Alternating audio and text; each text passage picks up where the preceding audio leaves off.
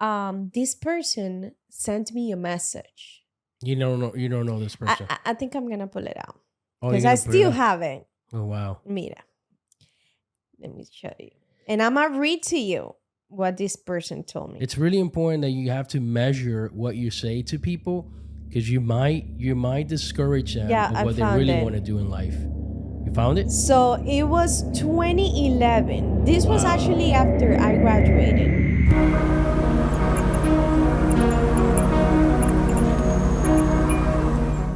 And we are back. We are back. We are back. We almost didn't make it in Oh. the zombie apocalypse. Yes.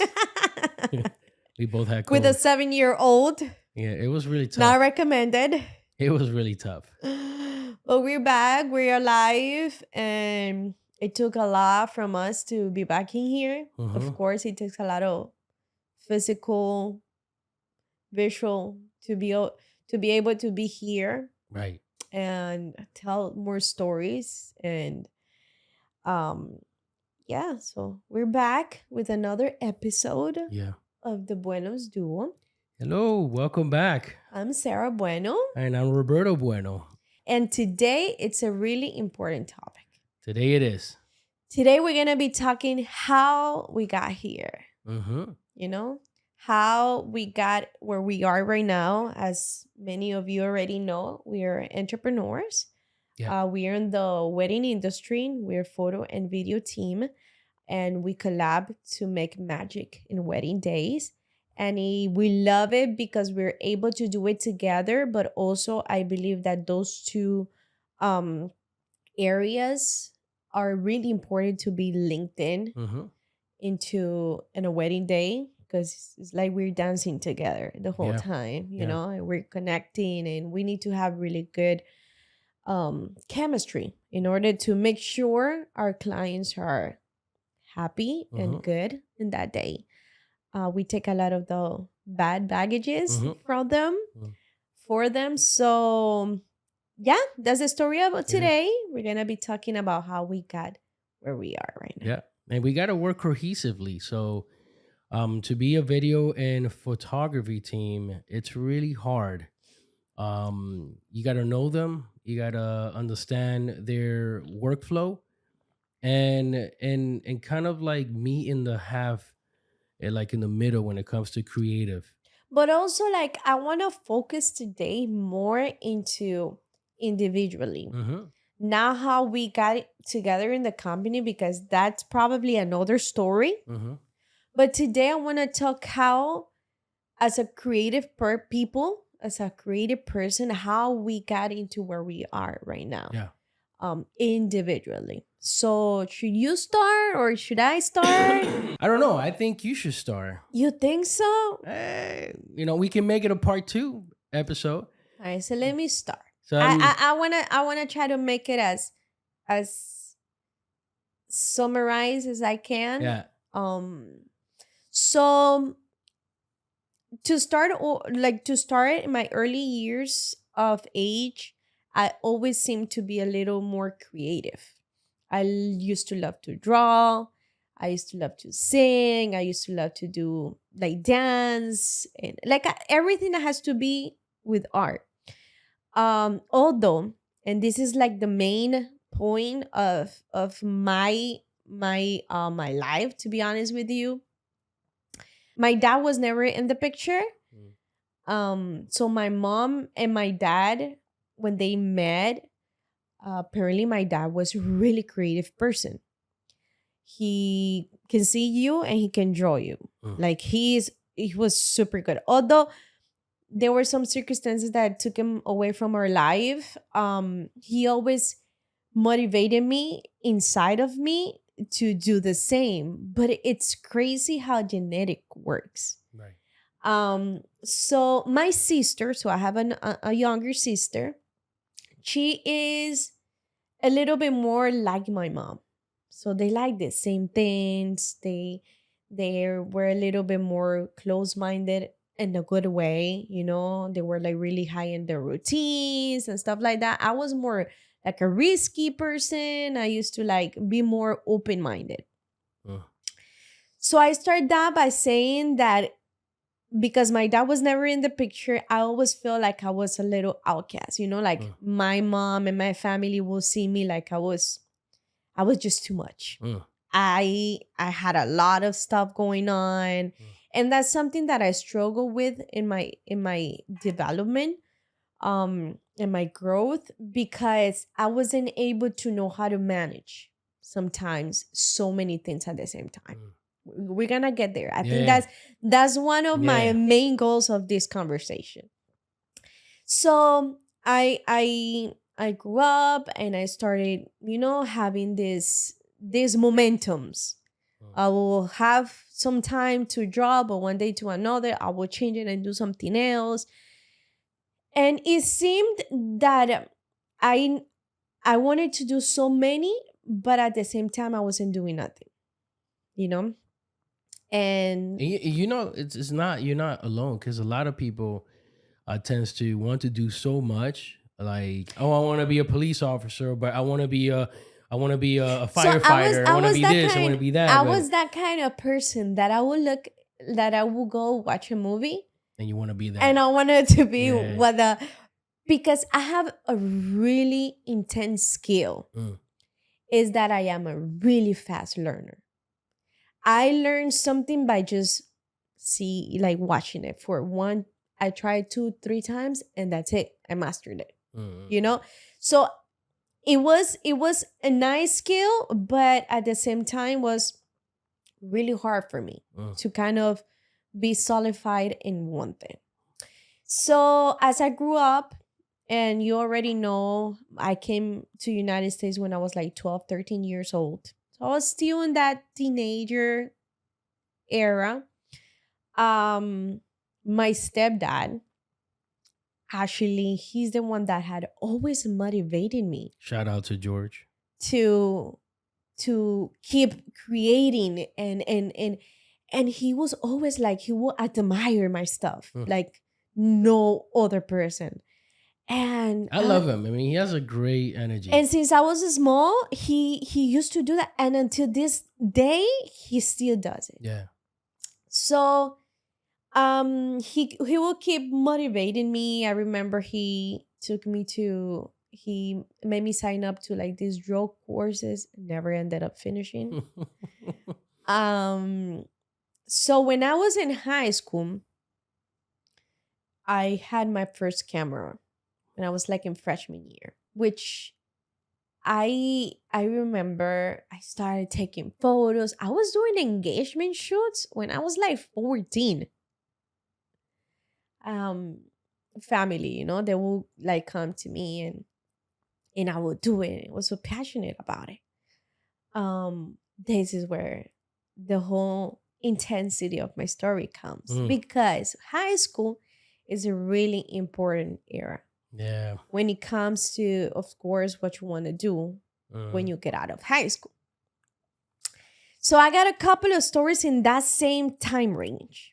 I remember I was taking photos and I get contacted by some common friends of my parents and I believe it was from someone from church, to do unos quinces. Oh, 15. Okay. How How was that experience? I loved it. I always felt like these butterflies of like, when you're nervous and stuff like that. And I was really young. And I remember I did the quinces and it was in a house party. It was they have a pool. And mind you, I didn't even have much equipment. I only had a camera. And I think it was even a prime lens. Okay. I did everything. I think it was I think I charged like $100 for that shoot. And then I remember I delivered the pictures. It was a family. Back then it was in a CD. Yeah. And remember they came to my house. I was alone because my mom was not at the house. So they can review. They wanted to see the pictures in front of me, I guess. And they started trashing me. How old were you? I was 14, 15 And they years trashed old. you when you were 14? They trashed me. How did you feel out They there? I felt horrible.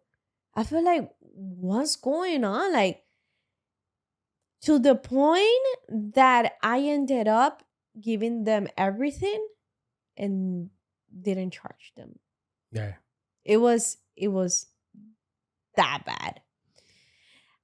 Since then I started being a little bit dismotivated, Mm-hmm. you know? And in that age, I think I even cried and everything. But then Did you continue photography I after think I that? should have not started with that one because that story was what made me quit. Mm. Before that, I remember, and I think this all happened in the same year. I remember I was the 10th grade, and one professor started asking everyone what they wanted to do when they get out of school. Mm. So everybody was like, oh, a doctor, no, this, and that. And I said, photographer. He straight up told me on my face, don't. Because he made me feel like I wasn't gonna be anyone or I wasn't gonna do anything. That's really bad. No obstante, What does that mean in English? No obstante. no sé. No obstante. That same year, I get reached out by someone in Facebook. Oh my God. That same year. That same year. Jesus. So it's like 3 things already. Someone that I didn't even knew. Someone that apparently knew me, or we were friends in Facebook for some reason. Because in that time I was going to the same church, and everybody will start Right. adding friends on Facebook just because. Right. This person sent me a message. You don't know this person. I think I'm gonna pull it out Oh, because you're I gonna put it still up? have it. Oh wow. Mira, let me show you, and I'm gonna read to you what this person told me. I mean, I guess while she's looking for it, it's really important if you're gonna criticize someone's work, especially a teacher, or give them their opinion. It's really important that you have to measure what you say to people, because you might discourage them Yeah, of I what they found really it. want to do in life. You found it? So it was 2011. This was Wow. actually after I graduated. Well, from how high old were school. you in 2011? Oh God, I'm putting myself I out don't there. know. Said, hey Sarita, somehow you are in my Facebook friends list, and for some time now I've been meaning to send you a message.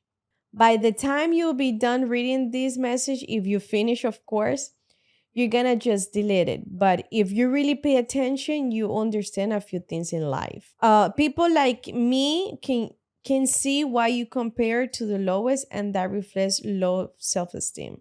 You're telling this a 17-year-old girl. You were 17 at that time? Second, and more important, and this is the part that it might hurt you the most. This is the message that made me stop. Wow. You are not an artist. You are just a girl with a camera. So stop trying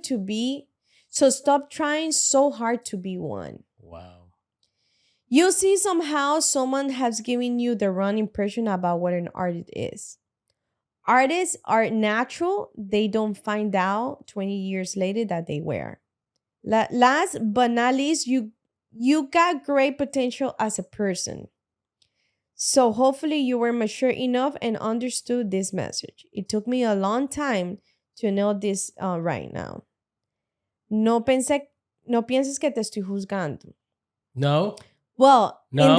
in the artist part, might be I'm judging you. As an artist, I'm in a real jerk. So you made me look like all artists needed to be a jerk in order to be an artist. And that is so wrong. Oh my God. But on the other hand, I hope you can catch my drift. So Did you catch your drift? this message made me, destroyed me. destroy my dreams, destroy myself. If this person was trying to help me, it didn't do it. It took probably a good 10 years of my life quitting for a message like that. Now, in the position that I am today, yo soy incapaz de decirle or to go to a young person and tell them you're not what you want to do or what you want to be. Al contrario, uno tiene que empujar, like push them. Hey, you're doing a great job. It saddened me now that took me years to realize that person was wrong. Mm-hmm. Yes, I was really young. I was immature in some senses. Mind you, I got married at 23, 24. No, 21 year old. Mm-hmm. You know, it's like I wasn't mature enough. Yeah. But that destroyed me. Yeah, destroyed me. And I am so sad that it affected me, how it affected me. But I know sometimes things happen in life that will make you grow. And I probably won't be the person that I am today because that happened. And you know, I remember when you, sorry to cut you off, I remember that when we moved to Tampa,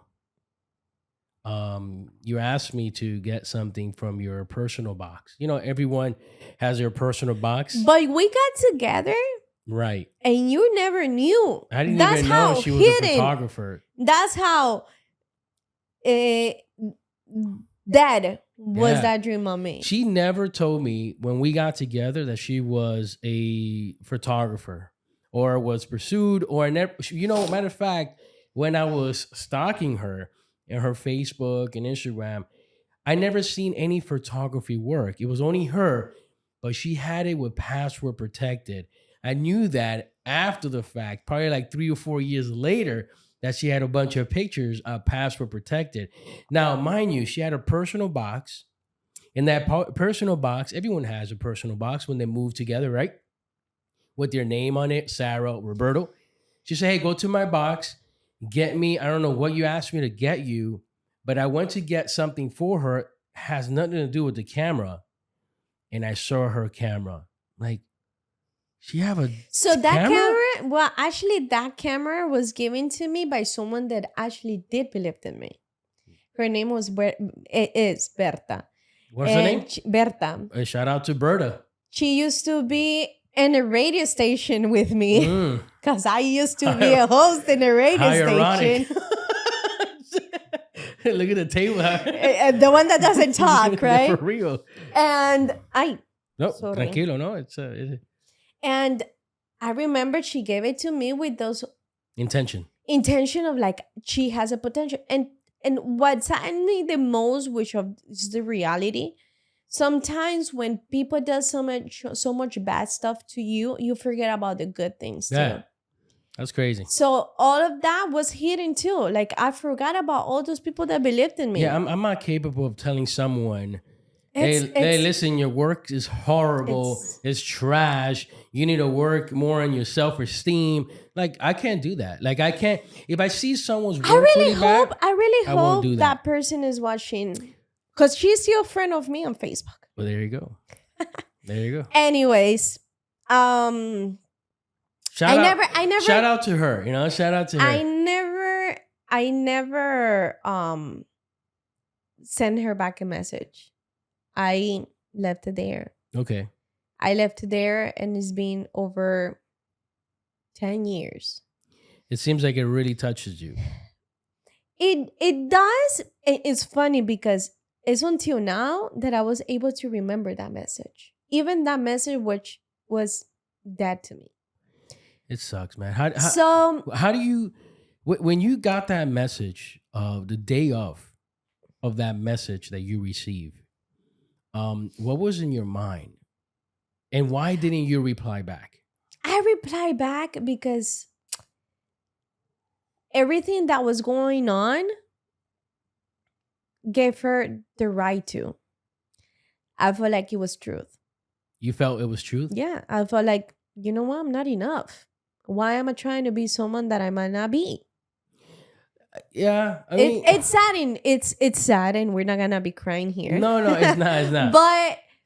But I hope, and I really hope that I'm able to make impact to other people with this story, Yeah. because I will never say, not even to a old person, I will never be able to say something like that to anyone. I'm really proud of you because you went from So that to where you're so at now. let's go back to the story when you find out that I had a camera, and it was your dad to me. Yeah, I came out of the living room Now, with the the camera in my question- hand, like, yo. Now the question camera? is, what happened? How we got here? So I remember when Liam was born. Oof. Mm, No, actually, before that. no, it was when Liam was born, because even though I did before we would do things here, I was still not believing that I was. right. It was until Liam was born, and I even have a photo that I'm gonna show you. I'm gonna show you that I remember. I took Liam to a little park. He was not even one. No, yeah, probably one. And I took that camera out, and I took it with me, and I went to the park with him, and I'll be like, this is the time where I am gonna relive this gift. And that's when I was able to see someone that depended on me, even on my emotions, even on my I didn't want it to drag him into the same miedos, into the same struggles. Right. I didn't want to drag him. I wanted to be able to be like, you are more than that.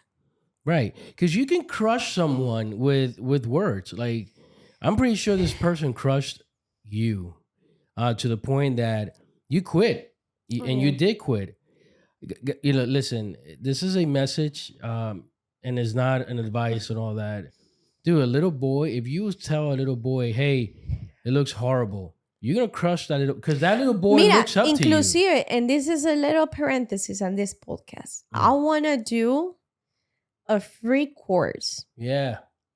To teenagers. That'd be awesome. Girls man. or boys. That'd be awesome. I want to choose either between 5 to 10 kids. And I'm going to take them out with a camera. And you're going to learn today because you're capable of it. Hey, I want to be able to do that. Take advantage, guys. Because nobody should be able to have the power to kill someone's dream. For real. I'm gonna be here to nurture it. So I remember one of my first gigs when I started back into the photography. It was my good friend Raquel. Love her. Oh, by the way, she stole her tuition. Tuition. Anyway, Raquel, tuition. We're still waiting for that. I remember she signed me off for unos 15. 15 pictures. I started my whole thing with 15 pictures. What was her name? Madison or Addison? Madison. Maddie, yeah. She's not like super old. She's a grown woman already. Wow. And I remember we went to this Spanish museum thing. We've done a couple of weddings there. No, it wasn't Oak Color. I think it was Deering State. Deering State. Yeah. And we went there. We took those pictures, and they loved it. And I'm like, and this is coming back. This is when we were starting. But then the thing is that you went too forward. You went too forward. Hold on. No, espérate. You went too forward. Cuando a ti se te dice algo, hay que tener miedo. You gotta go back. You started like, boop. Man, because I also had a camera, and this is gonna be part of my story as well, how I started. But I also had a camera, but I was really involved in my. So before I continue my story, let's go back to your story now, so then we can link both stories. Oh, you want me to? Okay. That. So now you tell your story. All right, perfect. So just to finish my little segment. Yeah. That's when I started being motivated again. We're talking about, I was already like, that was like 10 years after that. Yeah. after that whole situation. So I started getting the camera back and boom. Dale. Well, it all started in 1983 when I was born. Look at her face. Roberto. All right, just kidding. It's not even funny. All right. So to be honest with you, I was already in the industry of filming since high school, and I was in acting as well in high school. So in my acting career, I became really That's why you're a little dramatic a sometimes. little bit dramatic.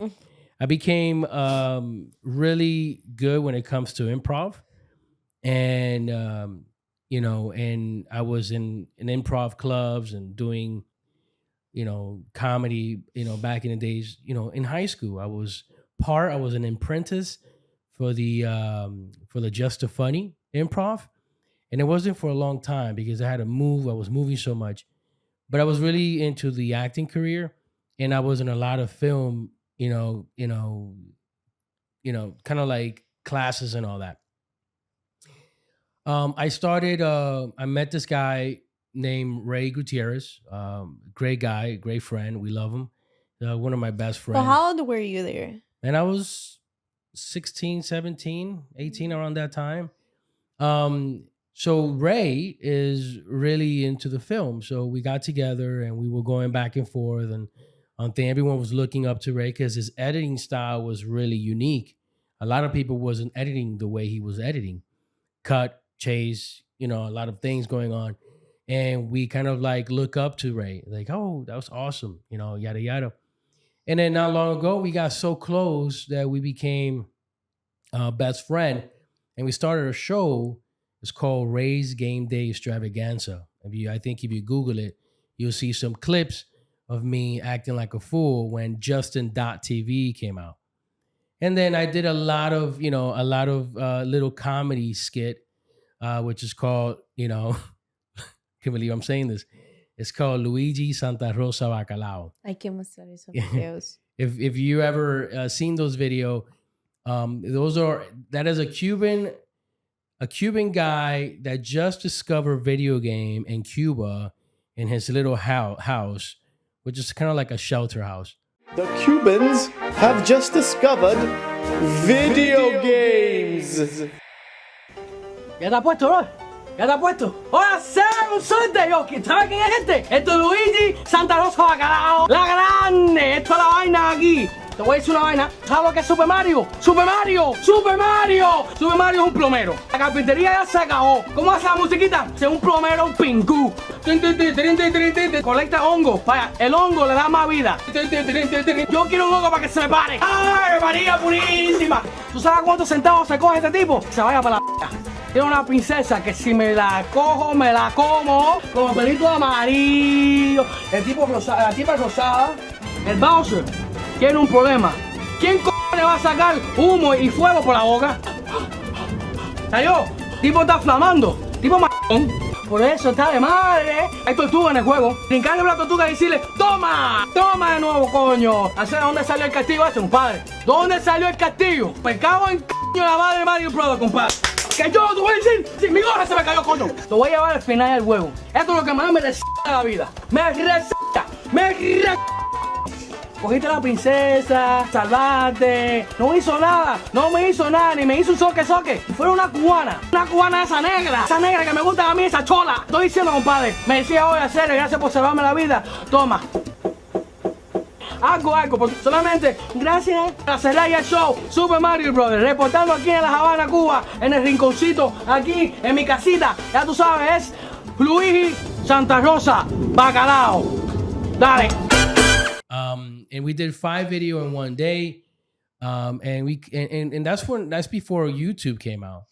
And when YouTube came out, we posted that on YouTube, and it blew up. It blew up on YouTube in 2005. 2004, I think 2005, because that's when YouTube came out. But Ray and I was in the film. Like we were, back and forth. And I remember 2010, I'm going to fast forward because I don't want to make this long. 2011, I got my first camera, which is the Canon T2i. So it was almost like the same times. Because in 2010, I had graduated from high school, but I was 16. So I got my first camera around 2010, 2011, around that time. I'm not sure. The years is fuzzy now, but I used to use that camera for like family outing. Like I'll go to the zoo, take some photos. I go to a party, take some photos. So I was taking photos I here used and to do there, this, yeah. and then do little recording and so on and so forth. Fast forward to when I met you. Actually, before I met you, I took it a little serious. So I opened this photography company called Roberto Bueno Photography. But you also have to talk about the whole music industry, because I think that's mainly what gave you The push? the creative part on the film, because it's like when you edit videos, like you go with the music, and the music is like a really huge impact for you. Yeah, it is. Well, thank you, Sarah, for going back on it. Yes, I was a music producer back in 2015. I'm sorry, 2005, 2006, 2007, 2008. Yeah, you jumped a I huge jumped, gap there. but it was a big. I used to, record a lot of, local artists. One of my main artists is my brother, Gilbert. His stage name is Saga. And I did a lot of music for Gilbert, a lot of music for other artists as well.